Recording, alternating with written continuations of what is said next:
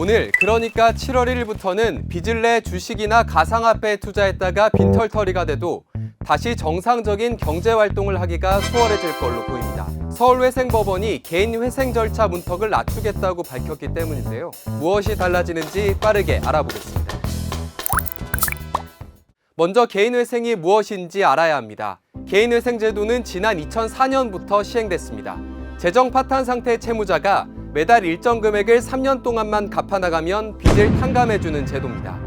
빚이 15억 원 이하이면서 앞으로 일정한 수입이 생길 거란 보장만 있으면 이 제도를 통해 다시 일어날 수 있는 겁니다. 서울에 혼자 살고 빚이 5천만 원이 있는 20대 A씨를 예를 들어보겠습니다. 만약 A씨가 한 달에 200만 원을 번다면 최저 생계비 100만 원 정도를 빼고 100만 원을 3년 동안 갚으면 개인 회생이 가능합니다. 빚이 5천만 원이라도 3,600만 원 정도만 갚으면 된다는 거죠.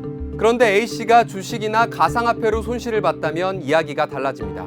빚을 내 루나코인에 5천만 원을 투자했다가 그 돈이 온데간데 없이 사라져도 투자 손실금을 청산가치, 즉 재산으로 쳐서 모두 갚아야 개인회생이 가능합니다.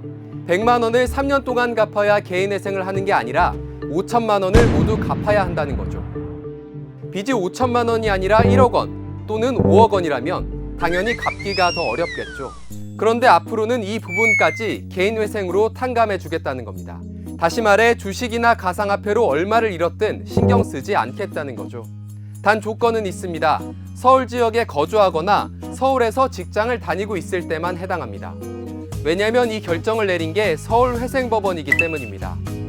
다른 법원에선 아직 같은 결정을 내리지는 않은 상태입니다. 서울회생법원이 이런 결정을 내린 건 최근 주식, 가상화폐 투자로 큰 손실을 본 2030 세대가 늘고 있기 때문입니다. 실제로 지난해 기준 개인 도산에서 20, 30대가 차지하는 비율은 45.1%나 됐습니다.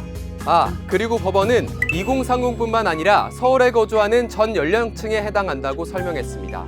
물론 우려의 목소리도 적지 않습니다.